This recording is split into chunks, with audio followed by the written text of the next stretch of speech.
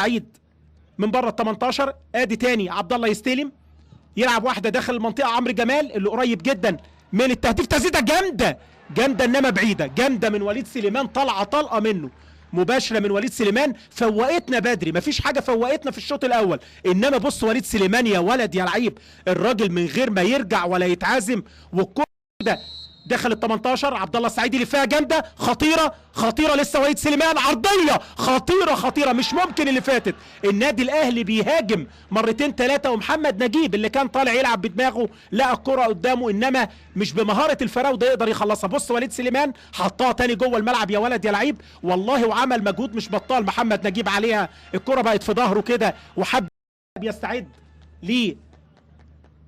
للفاول ومصر على المسافه القانونيه. عبد الله مركز، عبد الله السعيد، عبد الله السعيد فوق العارضه، عبد الله السعيد حطها حلوه حلوه من عبد الله الصدير، ويبدا هو الهجمه. مؤمن بمهاره، برافو يا ولد يا لعيب، يعدي بيها مؤمن زكريا، بيبص الناحيه الثانيه، عرضيه خطيره ممكن، انما العارضه مش ممكن. اللي فاتت خطيره خطيره عروه المناطق الدفاعيه، ولاعب الوسط محمد ابو المجد، انما هيلعبوا الضربه الركنيه. مؤمن زكريا جامده يشيلها، مين مكمل تسديده انما بعيده من عمرو السوليه الى ضربه والتحام، والكره في الهواء. ادي محمود متولي، وادي عمرو جمال، وادي ايده، وادي الحكايه من اولها، وضربه الجزاء.